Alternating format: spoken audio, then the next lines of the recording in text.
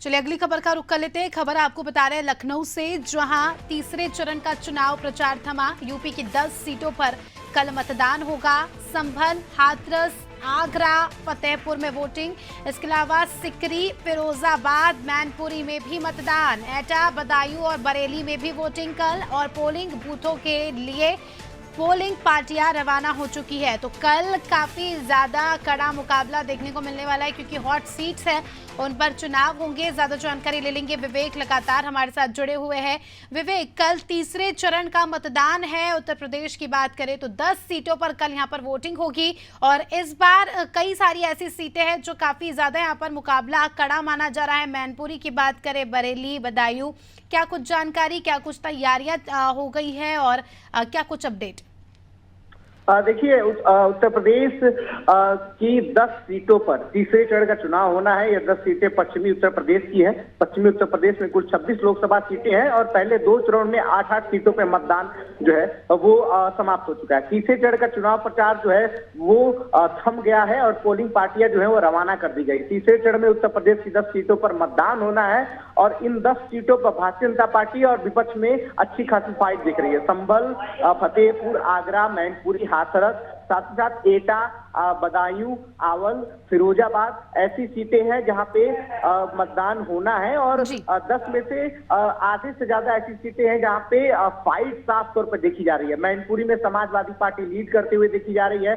बदायूं में समाजवादी पार्टी के समीकरण अभी भी अच्छे दिखाई दे रहे हैं। इसके बाद फिरोजाबाद, जहां पे समाजवादी पार्टी श्री राम गोपाल यादव के बेटे प्रत्याशी है, वहां अगर देखा जाए तो वहां भी समाजवादी पार्टी मजबूती से लड़ती हुई दिखाई दे रही है। इसके अलावा बाकी सीटों पे भारतीय जनता पार्टी जो है वो साफ तौर पर जीतने का प्रयास कर रही है। इस बार मैनपुरी को जो है भारतीय जनता पार्टी ने लक्ष्य बना के रखा हुआ है। जब मुलायम सिंह यादव की मृत्यु हुई थी, मृत्यु के बाद जब उपचुनाव हुआ था, वहां पे डिंपल यादव रिकॉर्ड मतों से जीत कर आई थी। इस बार मंत्री जयवीर सिंह वहां से प्रत्याशी हैं, और मैनपुरी से समाजवादी पार्टी के सुप्रीमो ने हाल ही में एक रोड शो भी किया था, और काफी जन समर्थन वहां उनको मिलता हुआ दिखाई दे रहा है। तो 10 सीटों पे मतदान है, उन 10 सीटों पे मतदान काफी महत्वपूर्ण है भारतीय जनता पार्टी के लिए भी, और इंडिया गठबंधन के लिए भी।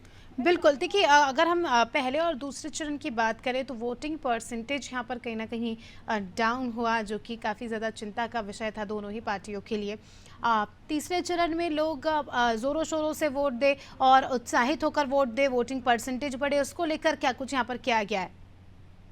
देखिए, अगर वोटिंग प्रतिशत अगर डाउन होता है तो ये सभी के लिए चिंता का विषय है, खास तौर पर ईसीआई के लिए। पिछले लोकसभा चुनाव से तुलना करें तो तकरीबन 4-5% वोट प्रतिशत डाउन हुआ है दोनों चरणों के मुकाबले में देखा जाए तो। तीसरे चरण के मतदान से ठीक पहले भारतीय जनता पार्टी ने अपनी संगठनात्मक बैठक बुलाई थी कि किस तरीके से वोटिंग प्रतिशत को जो है वो बढ़ाया जाए। भारतीय जनता पार्टी के जो बूथ कमेटी के सदस्य हैं, जो पन्ना प्रमुख है, साफ तौर पर अमित शाह ने उनको गाइडलाइन दी थी कि उनको क्या करना है वोटिंग प्रतिशत बढ़ाने के लिए। तो हर पार्टियां और अपने अपने तरीके से अपने वोट प्रतिशत को बढ़ाने के लिए कार्य कर रही है, लेकिन जो वोट प्रतिशत गिरा है, कहीं ना कहीं भारतीय जनता पार्टी को इसका नुकसान हुआ है। उसको ये फील हो रहा है कि ऐसे वोट गिरने से 2 चरणों में उसका कुछ नुकसान हुआ। इसीलिए तीसरे चरण से पहले भारतीय जनता पार्टी का पूरा संगठन जो है वोट प्रतिशत बढ़ाने के उद्देश्य से काम कर रहा है। पन्ना प्रमुख को बाकायदा कहा गई है कि आप एक लिस्ट बनाइए, पहले अपने और अपने परिवार को वोट कराइए, उसके बाद जब तक वोटिंग थम नहीं जाती है, कम से कम 3 से 4 बार आप जनसंपर्क करिए अपने क्षेत्र में। भारतीय जनता पार्टी के लिए वोट दिलाने के लिए घर घर जाइए, और भारतीय जनता पार्टी का जो लोगो है वो दरवाजे पर लगाइए। लोगों को मोदी की गारंटी या फिर जो संकल्प पत्र है उससे रूबरू कराइए, उससे फायदे दिलाइए। तो ये अमित शाह ने गुरु मंत्र दिया था बूथ कमेटी और पन्ना प्रमुखों को कि वोटिंग प्रतिशत कैसे बढ़ाई जाए। तीसरे चरण के चुनाव से ठीक पहले प्रचार प्रसार थम चुका है, 10 सीटों पर वोटिंग होनी है। इन 10 सीटों पे समाजवादी पार्टी और भारतीय जनता पार्टी फाइट करते हुए देखे जा सकते हैं। इसमें 3 सीटों की बात करें तो समाजवादी पार्टी मैनपुरी, बदायूं, फिरोजाबाद और संभल, यहाँ 3-4 सीटों पर काफी मजबूत दिखाई दे रही है।